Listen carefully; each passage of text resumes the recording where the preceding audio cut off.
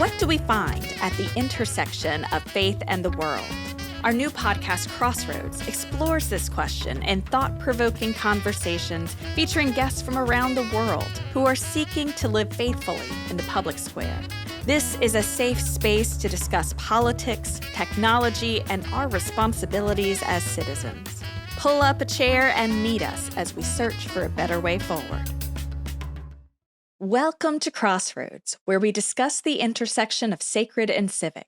I'm your host, Nygard Owens. Today, I'm joined by two of my colleagues at the Cathedral, Jan Cope, Provost at the Cathedral, and Spencer Brown, Priest Associate. Welcome, Jan. Great to be here. Thanks for coming on the podcast again, and welcome, Spencer. Yeah, it's good to be here. We're glad to have you on. And today we're chatting across the airwaves. Jan and Spencer are in DC, and I'm at my home in Cleveland. At the time this episode drops, we're less than 2 months away from the U.S. presidential election. And this means tensions in our country will be running higher and higher with each successive week. Given this tension, the Cathedral is leaning into an initiative called A Better Way, featuring sermons, prayers, programs, and articles. We're trying to model and to point to a better way of listening to each other, learning from each other, and finding our way forward as a nation. Jan, will you tell us a bit more about the Better Way initiative at the Cathedral? It's something that the Cathedral has had in its DNA almost from the beginning, which is how do we model and point to a better way of respecting one another, listening to one another, and finding our way forward as a nation. This year in particular, we felt it was important to underscore that. And we start with two fundamental ideas. First, that every person is a beloved child of God, regardless of who they vote for or whether they vote. And secondly, Americans yearn for a better way to be in relationship with one another. I don't know anyone who's happy about the division and divisiveness in our country, except perhaps some foreign actors who are trying to divide us, as we've been increasingly learning on the news. And so it seems ever more important that we lean into this time and model our better angels. And part of that, I think, is each of us being called to examine our own hearts, our own fears, our own blind spots. It's hard to heal the body politic unless we do some work on our own souls. And so we look forward to being in conversation with our Cathedral community and beyond on a better way. Thank you, Jan. In the upcoming edition of the Cathedral Age magazine, which will drop in mid to late October, Jan, Spencer, and I, along with Canons Kelly Brown Douglas and John Meacham, contributed to a series of articles on the steps each of us must take to help us find that better way. So today we're here to talk about finding common ground, anxiety, and dealing with disappointment or disillusion as we approach the presidential election this fall. Spencer, a big part of the work we're trying to do is to recognize what's happening, step back from the immediacy, and respond from a grounded place, rather than that anxious place. And you describe anxiety beautifully when you say, anxiety can weigh on our hearts, minds, and spirits. It can be frenetic, making us feel like we've had one too many cups of coffee. Anxiety can also become so noisy and paralyzing that we find ourselves unable to make decisions or calm our hearts. And I'll add that sometimes anxiety can hit us like a tidal wave, and other times it's just the slow building up within us. So when it's that slow build, how do we first recognize what's happening and then take steps to change our environment whenever possible, and finally take those steps to ground ourselves? I think it's a really important question, and I want to kind of break it down a little bit. Great. When we talk about anxiety, especially as someone, for myself, who lives with a lot of anxiety in various manifestations. And anxiety and panic are two different things, and they overlap. And so what you're talking about with this slow build, that's what is described as an anxiety attack. It happens over a period of time. Little things can contribute to it. It takes a while for it to build up to its final crest and then spills over. Whereas a panic is an immediate response. It's a crisis. There's a trigger and a very visceral, emotional, physical response. And so in both the article and in your question, we're talking about anxiety that is a slow build, that over time, how do you recognize when it's happening before you get to the point where you are totally frozen because it's built and it's already above your head? If I had a perfect answer for this, I don't know. I'd be writing books. I'd be solving world problems. But what I can offer is from my own experience of when I'm in that slow build, sometimes it's other people noticing a change. Sometimes it's other people saying, hey, there's something a little off, and paying attention to that. Sometimes it's self-examination where you're realizing, oh gosh, I'm responding in a way that is abnormal to what I usually do. And it can be anything from, I think I need a snack and a lie down, to, oh no, this is something that is ongoing, that this is building up. A week ago, I wasn't responding to this same question like this. And it's a part self-examination. It's part other people noticing what's going on. Mostly it's us paying attention, closer attention, intentional time with ourselves, which is uncomfortable. Because when we start to look at ourselves, we're alone with our thoughts. And our thoughts can also be those things that start to build up. But it's that intentional time in examination, paying attention to how the world is reacting to us, how we are reacting to the world around us. And then the main part of your question, I think, was how do we ground ourselves? And I think that's a difficult thing to answer in a broad way. Sure. Because it's going to be different for everyone. But one thing, and it might sound a little cliche or trite, is we can ground in Christ. As people of faith, we ground in God's presence. And that can be anything from a physical practice where we take a moment to take a deep, intentional breath. We center ourselves. And then there's an exercise that has worked for me for a very long time. It's the 3 threes of anxiety, where if you're in that midst of not necessarily a panic attack, you're building the anxiety within you, you look for 3 objects that are around you that help to bring you back into focus. Once you've found those 3 objects, you listen. So you might close your eyes. You listen for 3 sounds that you hear, without trying to figure out necessarily what is the meaning behind them, what's going on, just naming what they are. And then what are 3 small movements that you can make in your body? And then you start over. Okay, now let me open my eyes again. What 3 objects do I see now? And just naming them. So this repetitive practice brings us back into focus about what's in front of us. And that can be grounding, where then we can practice that self-examination again. So you're really grounding in the present moment by noticing what's around you, because often anxiety deals when we're thinking about the future or things like that. So really being grounded in that present moment and also remembering that God is found in the present moment. Absolutely. God is found in that present moment. And if we're able to name things around us, if we're able to name sounds around us, then we are also able to name the anxiety within us. And if we name the anxiety within us, it loses some of its power. It loses some of its influence and momentum as it tries to snowball and just overwhelm us. Thank you. Jan, your article was about finding common ground, and in it you reference two of the questions we ask in our baptismal covenant in the Episcopal Church. You reference, will you seek and serve Christ in all persons, loving your neighbor as yourself, and will you strive for justice and peace among all people and respect the dignity of every human being? In the article, you point out that these questions employ the active verbs of seek, serve, strive, and respect. These are the starting blocks of bridge building to finding common ground. But what does that look like in practice? I think you have to do your own work first, as I referenced earlier, Mm-hmm.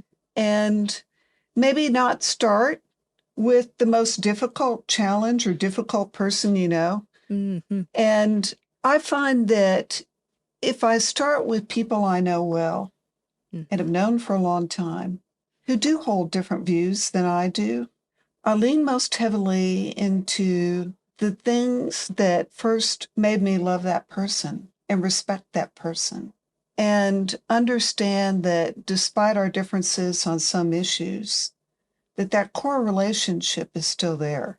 So I think we start with people we know and assure them that despite our differences on some issues, keeping the main thing is that we do love one another. We respect one another. Bishop Curry also talked about, loving God and loving your neighbor is pretty central to our values as Christians. But we need to remember that love is not just a feeling or a sentiment, that love is a commitment for your well-being and my well-being. And I think that if we start there and ground in that, then we can go more broadly. But start with what's doable. And the other thing that I think is at play right now, particularly in the political scene, and I see this, I hate to say it, but I see it on Facebook with people I've known all my life. I'm from Texas, and people I know and love and grew up with put things up on Facebook that tell me they're listening or reading totally different news sources than I am. Mm-hmm. And if that's where I got my information, what would that make me afraid of? And I think underneath a lot of this is just fear. Yeah. Fear of something different, fear of the stranger, fear of the unknown. Mm-hmm. And as we know, the antidote to that is what Scripture tells us, that perfect love casts out fear. Loving someone doesn't mean that you necessarily have to like them or like all of their views. Mm-hmm. Mm-hmm. But as Christians, love isn't optional. Yeah. That's where I'd start. Thank you. Your answer reminds me, we've been doing a book study on Brené Brown's Braving the Wilderness. And one of the chapters in that book is People Are Hard to Hate Close Up. Move in. Absolutely. When we take this panoramic view, it's really easy to generalize. But when we zoom in, we can see individuals for who they are. And as you said, remember what drew us together and the foundation of that relationship. So that makes me think that one of the issues we face as a nation is retreating into our echo chambers. I'm thinking of the books The Big Sort by Bill Bishop and Bowling Alone by Robert Putnam that both point to the ways we've retreated from our common spaces and only interact with people, quote, like us. The question almost becomes, where do we encounter people who are different from us that we might see as across the aisle to even begin having these questions? And if we do find them, how do we start those conversations? That's a big question. I'm reminded of what Jan was saying, begin with the people that you know already. Mm-hmm.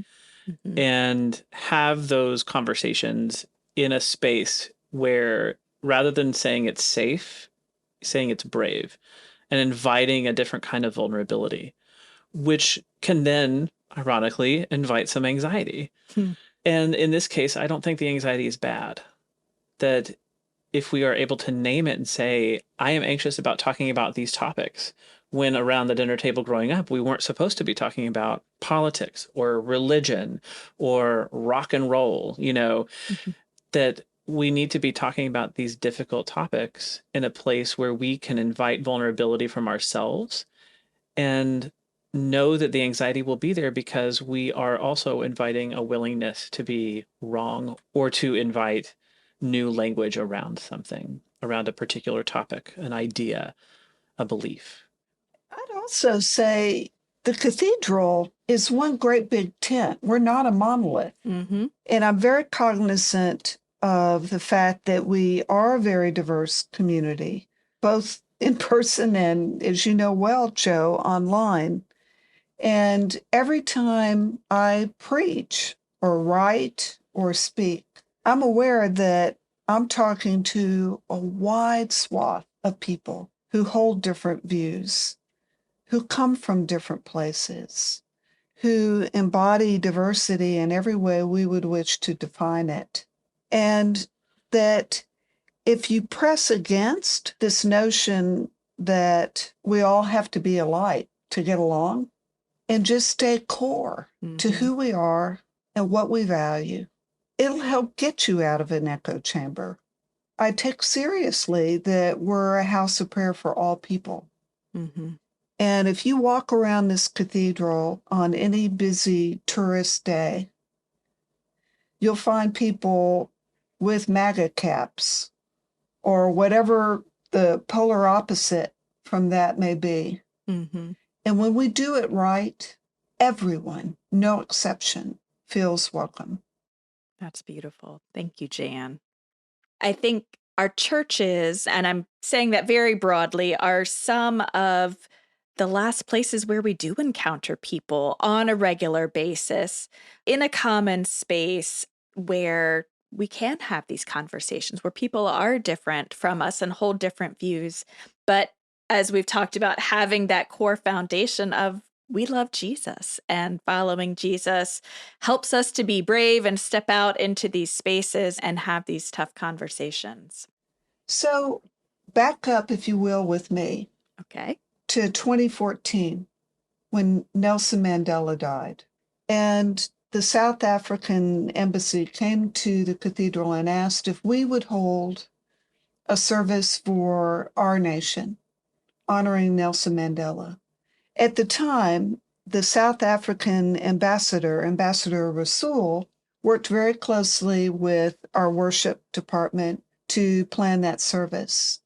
Ambassador Rasool is an imam, and as he walked our space, our sacred space, a house of prayer for all people, he wondered what it would be like to hold a Muslim service in our space, and would we even be open to that? Long story short, of course we were open to that, but underscoring the divisions in our country, it was a difficult time. ISIS was out there and it was really horrible, and there were a lot of fears, a lot of Islamophobia, etc.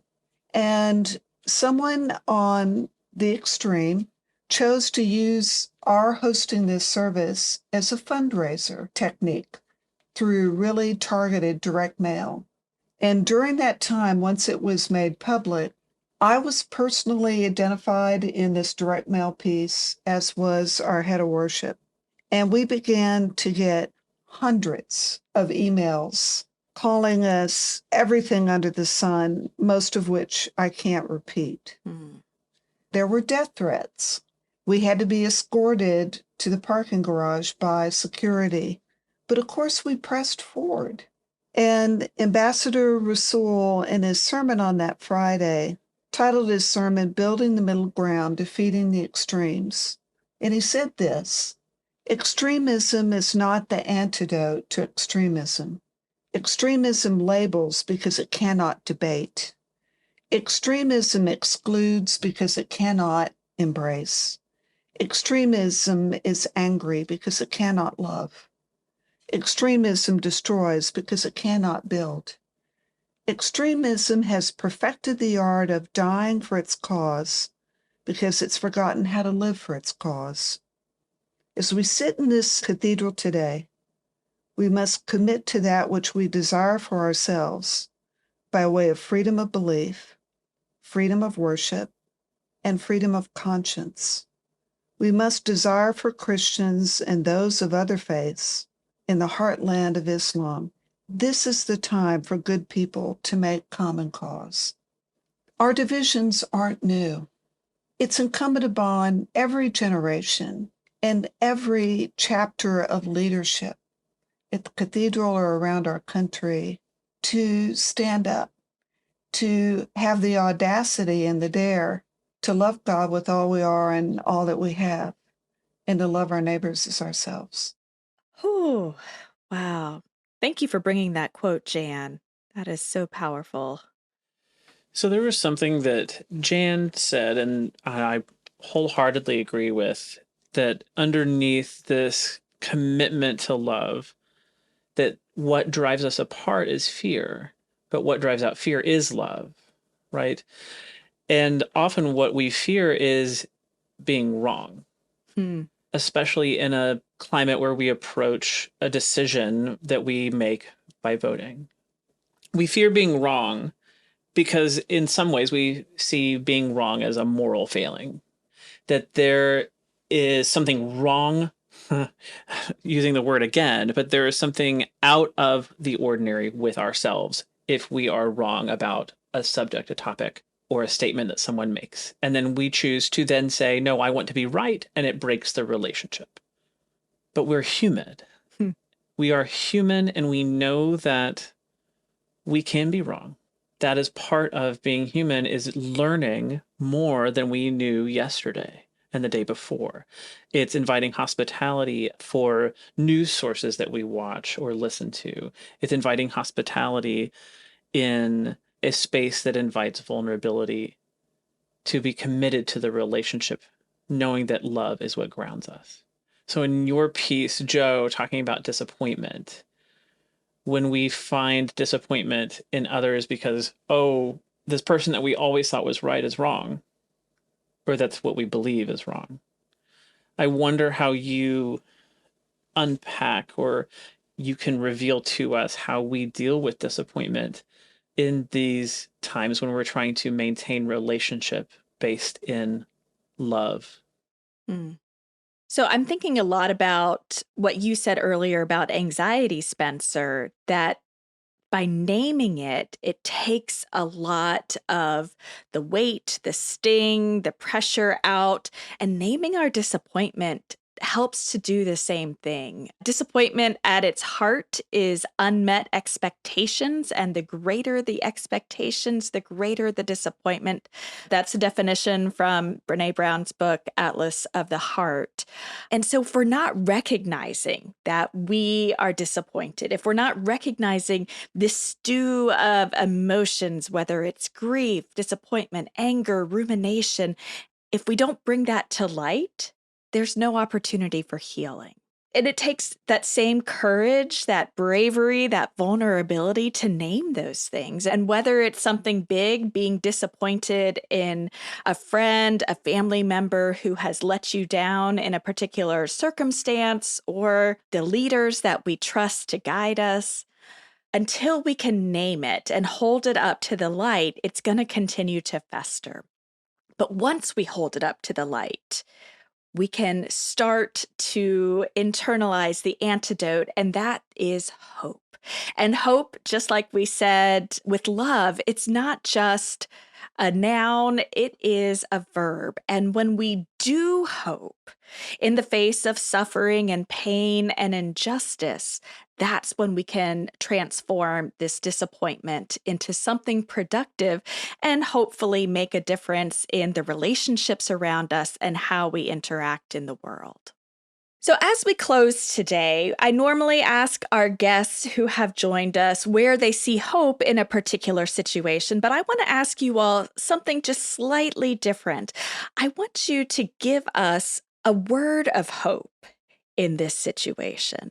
So, given what your article was about, what is the word of hope that we can offer in these times? One thing that I'm reminded of when I'm in the midst of experiencing anxiety, which is day to day for me on different levels, is that I experience anxiety because I care and because I Mm. feel. And that gives me hope, because if I didn't feel as deeply for the people that I care for and the people that I serve and the people around me and those people that I don't even know, if I didn't care, I would have no hope. Because the opposite of hope is not despair. It's not anxiety. It's not angst. The opposite of hope is apathy. The opposite of hope is void of any feeling. And so, even in the midst of feeling anxiety, I feel hope because I know I feel. And for me, naming that and handing it to Christ, whose yoke is easy and burden is light, offers me hope to keep going for the next day and the next day and the next day. Thank you. I think what gives me hope is, frankly, the lessons of history. If you look across the arc of history, there have been so many horrible times. World wars, wars of all sorts, our country nearly being torn apart in the Civil War, or the march towards civil rights in the 60s, when it might have seemed that we were totally going to come apart at the seams. But somehow we got through. And I'm reminded of the words of our wonderful canon historian, whom I quote in my article, but it's worth repeating here. John Meacham, in his book, The Soul of America, The Battle for Our Better Angels, writes that to know what has come before is to be armed against despair. If the men and women of the past, with all their flaws and limitations and ambitions and appetites, could press on through ignorance and superstition, racism and sexism, selfishness and greed to create a freer, stronger nation, then perhaps we too can right wrongs and take another step toward that most enchanting and elusive of destinations, a more perfect union. And I would say if we can do that, then perhaps all of God's children may experience something of the kingdom of God in our time. Thank you. I'm going to answer that question today. I don't normally answer, but since I'm a part of this conversation, I'm going to answer. And I think my answer is following Jesus, because what Jesus offered to the world was always different from what the world offered to us. So whether it's how to have status, what to value, how to feel secure, Jesus said, the world's way is not my way. And I'm going to paraphrase some scripture here. Jesus came to his disciples. Jesus comes to us and says, follow me for a better way. And so I believe if we are following Jesus, we are going to be offering a better way, this ray of hope into the world. Thank you, Jan and Spencer, for joining us today and diving into these topics that don't have easy answers if they have any answers. But we're having the conversation, and I hope that you at home will have these conversations too. Thanks, Joe. Thanks, Joe. And I hope you'll join us for our next episode when I'll be sitting down with the current presiding bishop of the Episcopal Church, Bishop Michael B. Curry, as we reflect on his tenure as presiding bishop, his hopes for the church, and what's next for him as he concludes his term. Thank you, as always, for listening to Crossroads, and until next time, peace be with you. If the digital offerings of the Cathedral enrich your daily life, please consider becoming a supporter today by making a gift at cathedral.org/inspire.